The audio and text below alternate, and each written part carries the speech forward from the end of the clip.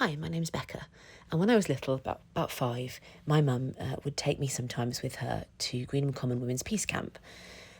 But sometimes she wouldn't take me because she was going to do something just for herself and with other women, something where she might get arrested or to do something dangerous.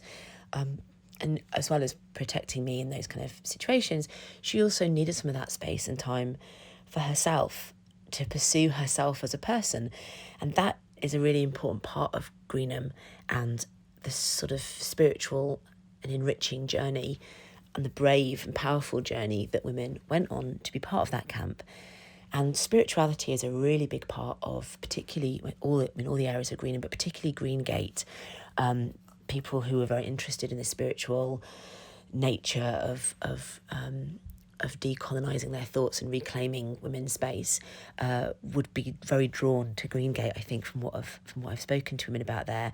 And a lot of it is about reimagining the world. One of my friends, Tanya, she talks about how it was very irritating to her to have this constantly be like, you're the nurturers, you would be kind and gentle. And she's like, well, yeah, we do have that, and it can be a powerful thing. But we're not just, we're not just maternal and caring. We're also witches and hags, and we're powerful, and we're destroyers as well as creators. And if you look back across, most mythology around the world, pre-patriarchy and even in early patriarchal societies, women are both life givers and life destroyers. And that dual role was really explored at Greengate. And I think the idea of reimagining a world is a really powerful part of what some of the women have told me, particularly Greengaters. They were talking to me about, my friend Carolyn was saying to me, you just can't say to people, we don't like this, we don't want the other. You've got to, it really is much more powerful if you can offer them an alternative, or at least say, we're thinking about an alternative, we're trying stuff out. What could we do instead? And I definitely, because obviously I was around such radical people growing up, I was a really quite radical, outspoken child as well. And I can remember, talking to friends about, oh, you shouldn't probably like that famous guy, or, yeah, that kind of music's ruined for me because this guy was actually really violent to women in real life, or, this person has, been pro-whaling or something that, and it was like, I was always taking the heroes off them. And I learned actually after a while to be like, I have a problem with that music because of this. But if I do really love this person does these great things. Did you know that Hugh Laurie does a really fantastic job of, on the quiet, giving lots of money to women's refuges and helping to keep them open and stuff like that. So it was always like, if I was going to take, I was going to try and give with the other hand. And I definitely got that from Greenham women and the way they talked about reimagining the world.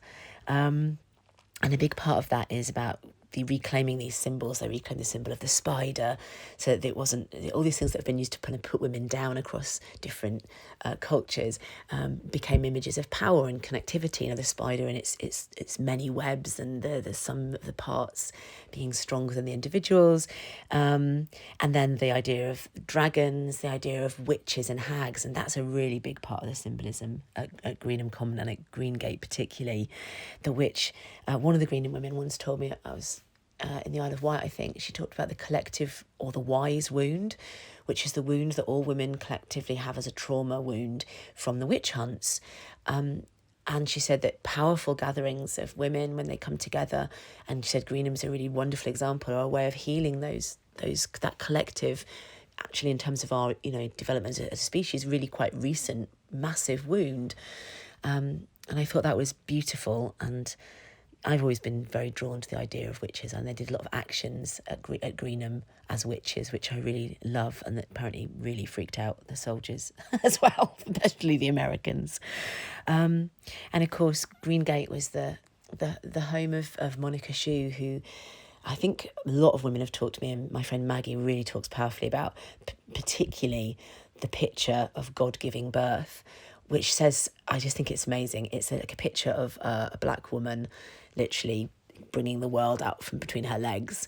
And it just, what a radical statement to totally wipe away the notion. You just see that, and it wipes your mind clean of this idea of this white, straight male God being in charge of everything, and just gives you permission to flip the whole narrative, start it all over again, and maybe come up with something like much, much better.